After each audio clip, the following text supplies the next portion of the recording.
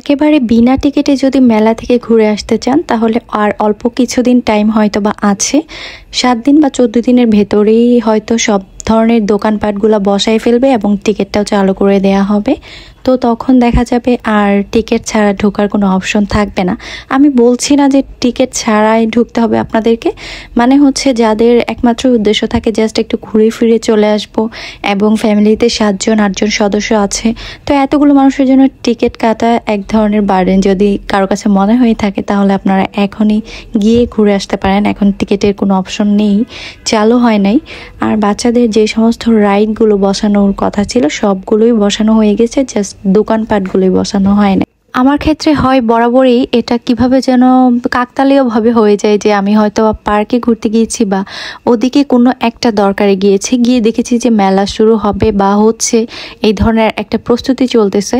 তো ওই মুহূর্তটাতে আমি গিয়ে ঘুরে ফিরে চলে আসি, যেই জন্য আর কি বোঝা যায় যে এই মুহূর্তে টিকিট চালু হয় নাই, বা কথা বলে জানা যায় যে কিছুদিনের ভেতরে হয়ে যাবে, জাস্ট এই আর কি। আর যাদের উদ্দেশ্য একমাত্র মেলায় বাচ্চাদেরকে নিয়ে ঘুরে ফিরে চলে আসবেন, তো এখন একটু ভিড়ও কম আছে আর বাচ্চারা যে জিনিসগুলো এনজয় করে তাদের জন্য উপযুক্ত সব কিছুই তৈরি। এরপর মেলা থেকে বের হওয়ার পরে এই রিজিক মোমো থেকে এই মোমোটা আমি খেয়েছিলাম। এদের মোমোটা আমার কাছে খুব ভালো লাগে, ফ্রেশ লাগে। বাসায় বানালে যেমন একটা টেস্ট আসে সেম টেস্টটাই এদের মোমোতে পাওয়া যায়। এরপরে আর কি একদম সন্ধ্যা হয়ে গিয়েছিল। সন্ধ্যার সময়টা এখানে আসলে বসে থাকতে ভালোই লাগে, কিন্তু বসে থাকা তো আর সম্ভব নয়, বাসায় ফিরতে হবে। আল্লাহ হাফেজ।